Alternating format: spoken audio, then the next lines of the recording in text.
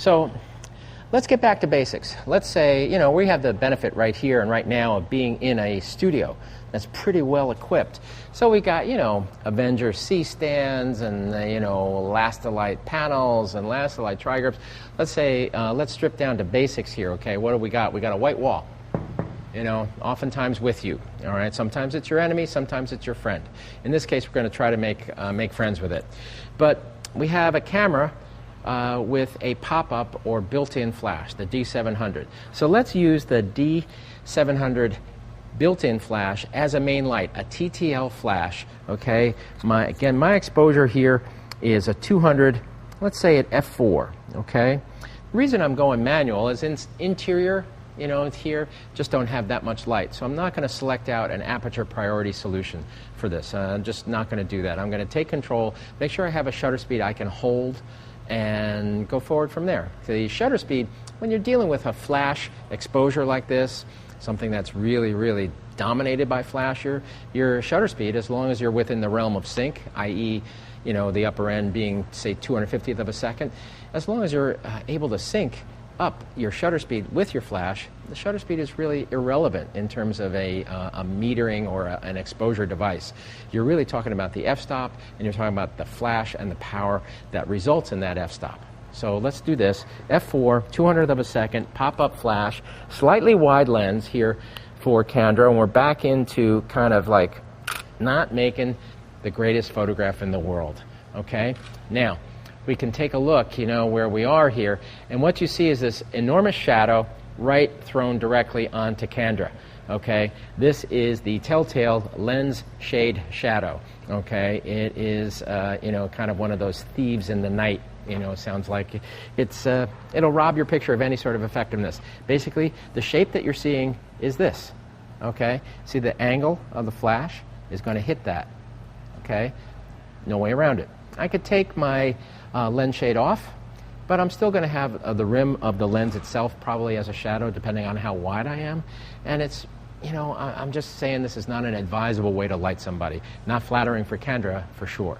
So let's say we got a white wall. Okay, we got one flash, we got the pop-up. So first thing I'm going to do is I'm going to go into my menu, bracketing flash. We've been through all this before, so I'm not going to belabor. Okay, we go over. It's set up as a TTL light. We're going to come down and make it a commander light or go into commander mode. Okay, built-in flash. We're going to toggle out of that. Make sure we get two cursors there. Then it's dropped out as a flash. We go into Group A, TTL, 0. Okay, compensation. Channel 1, hit OK. Now we're set up to drive this light that Drew is holding here. This is the SB900. It's in Channel 1, Group A. Is it not? Yes, it is. It is. And how lucky for us. Okay, so what Drew's going to do is he's going to hold the light right over my head. And for the sake of argument, though, I'm going to take my cell phone out of my back pocket, give it to you. I'm going to take the battery pack from you, okay, and put it back where that cell phone was. Then I'm going to take the SB900 from you, and we're going to demonstrate the possibilities of doing this completely solo, all right? Now, this is always an uncomfortable thing, right? When you have an off-camera flash that you're holding in one hand and the camera in the other. It is difficult, the camera's heavy, all sorts of things going on. I have the benefit of being left-eyed, and I'm mildly manic about all of this stuff, holding your camera steady. But one thing I can do, because I'm left-eyed, is I've developed a little bit of a knack, I guess you would call it, or, it looks a little strange, but then again, hey, it's me. So I'm comfortable with that.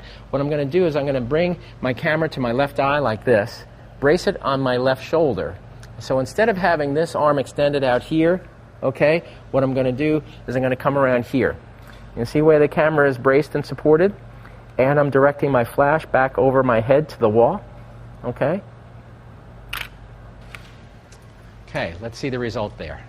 Okay, we're a little under on that because I'm taking this and I'm washing it off a wall surface, and I'm also got a lot of different factors affecting where the TTL exposure is going to fall. Seeing the back of my head, for instance, this and that. There's a couple of things that are affecting all of this that are going on.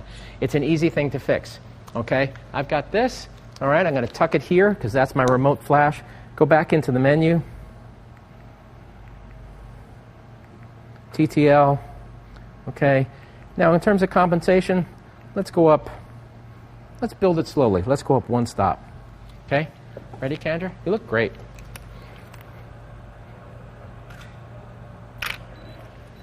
Okay, got that little feedback thing going on there. Okay, we're back up. Okay, it's even a little bright. You know what happened there the first time? Flash went to sleep because I was yakking too much. Not surprising. That's actually dismaying news, don't you think, Kendra? I can even put a flash to sleep. All right. Let's see. Looking a little bright, but it's actually pretty nice light. Hey, Drew and Aaron, let's push the backdrop back from Kendra just a little bit, please, if you don't mind. And I'm going to take this break in the action, this opportunity here, to go back into my menu, Flash Control, Commander Mode. Okay, Group A, +1. Let's go back down to 0. All right? So I got fooled there a little bit. The flash was actually asleep. But here's the thing. Check yourself. When you get a dead frame or something that's completely, just whacked out, check yourself for pilot error, because the system's pretty smart. And if things go really awry, check yourself first. Go through that, whole, exposure, f-stop, shutter speed, am I synced? Are the flashes asleep? Are the batteries up and running? All that sort of stuff. Because chances are, it's you who's made the mistake.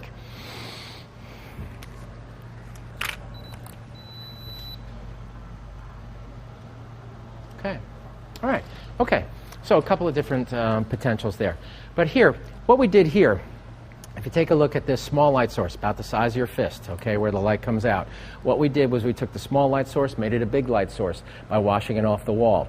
I was having a bit of a background problem, so thankfully I got a bit of a mobile background. So I pushed Kendra back, okay, actually pushed the background back and kept Kendra relatively close to me because I'm going to get more wrap out of that wall.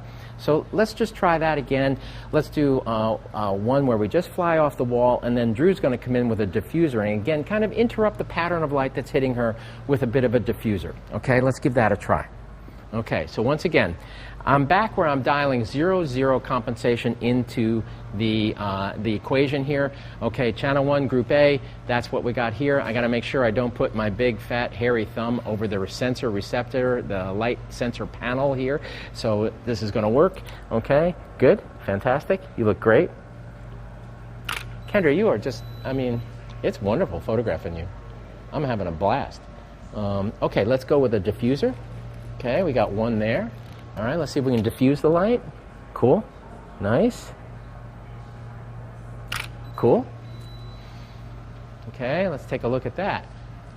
Simple, clean light. Okay, I'm not going to worry about the background too much. I've got black back there, and I have a gaffer tape seam that has a bit of a sheen to it, but, I ain't worried about that sort of thing because I can clone that out just as simple as, anything later on. Even I could do that in Photoshop, and I am a Photoshop boob. Okay, let's bring in a silver. Okay, here we go.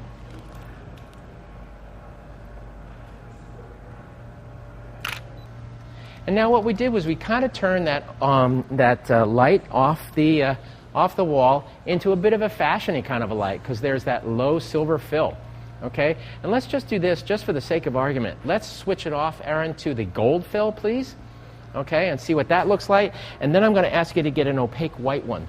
All right, and we'll take a look at that. All right, here we go again. All right, now gold. Remember, any light picks up the color of what it hits.